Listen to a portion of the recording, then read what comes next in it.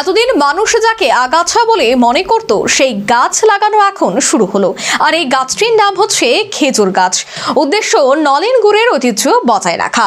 বাংলার দক্ষিণ 24 পরগনায় এই চিত্রবন্দী হলো নিউজ ভ্যানগার্ডের ক্যামেরায়। খেজুর গাছের রস একটি জনপ্রিয় পানীয়, বিশেষ করে শীতকালে। এটি খেজুর গাছের কাণ্ড থেকে সংগ্রহ করা হয়। রস সংগ্রহের জন্য গাছের কাণ্ডে একটি ছিদ্র করা হয় এবং একটি পাত্রে রস সংগ্রহ করা হয়। খেজুর গাছের রসে প্রচুর পরিমাণে শর্করা, ভিটামিন এবং মিনারেল থাকে, যা শরীরের জন্য উপকারী। খেজুর গাছের রস থেকে গুড়, পাটালি, নাড়ু ইত্যাদি তৈরি করা হয়।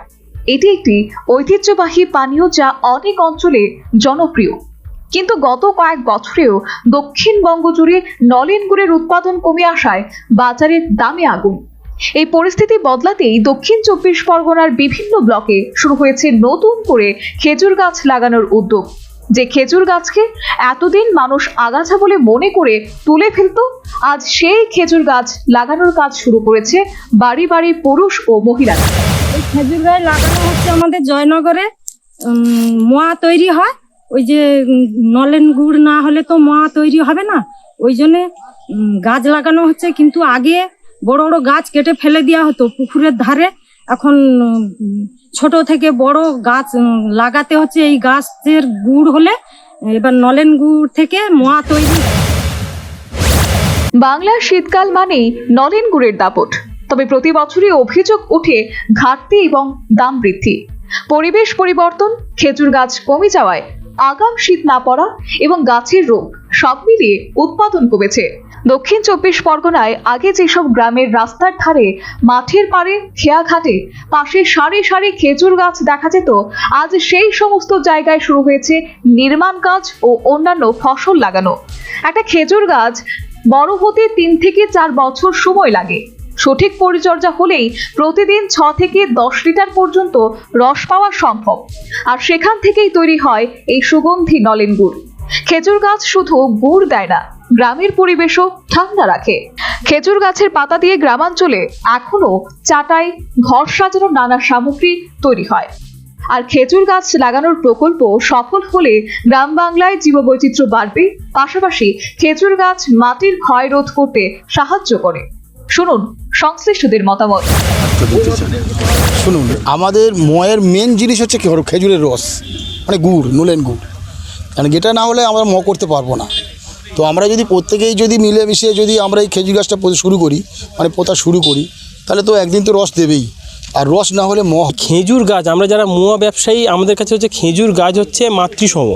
যে কারণে আমরা কি করছি, এই খেজুর গাছকে আরও যত বাড়ানো যায়, মানে আমরা শুরু করেছি জাস্ট এই 35টা দিয়ে 35 বছর, সেই জন্যই। কিন্তু শুধু এই 35-এ থেকে থাকলেই হবে না, 35,000 আমাদেরকে পৌঁছতে হবে। খেজুর গাছ দিন দিন কমে যাচ্ছে, অথচ জিআই পাওয়ার পর মহার চাহিদা এখন ভারতবর্ষে তো ব্যাপকভাবে বেড়ে গেছে।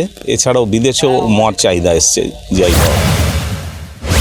শীতের আমেজ এলেই বাঙালির মনে প্রথম যে লাইনটা আসে তা হলো নলেন গুড়, পাটালি, জিলাপি, পায়েস, সন্দেশ, সবকিছুর সাথেই যে মুখ্য ভূমিকা। ইতিমধ্যে দক্ষিণ 24 পরগনা জেলার জয়নগর মজিলপুর, এখানে আসার একটাই কারণ, জয়নগরের মোয়ার জন্য দরকার খেজুর গাছ, খেজুর গাছের রস, নলেন গুড়। আর সেই নলেন গুড় তৈরি করতে জয়নগরের এলাকার বিস্তীর্ণ এলাকায় গৃহবধূ থেকে বাড়ির মানুষজন হাজার হাজার কিন্তু গাছ লাগাচ্ছে। কি গাছ? খেজুর গাছ, খেজুর গাছের চারা। ভিডিওকে বলবো একবার দেখাতে।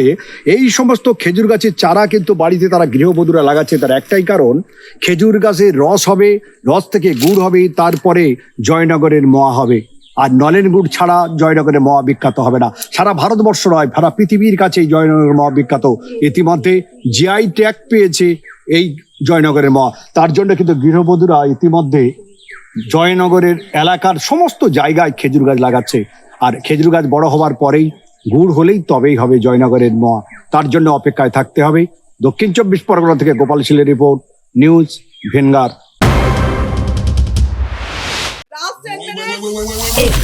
The whole square equals a square, b square, 2ab, times up. 5 more minutes left.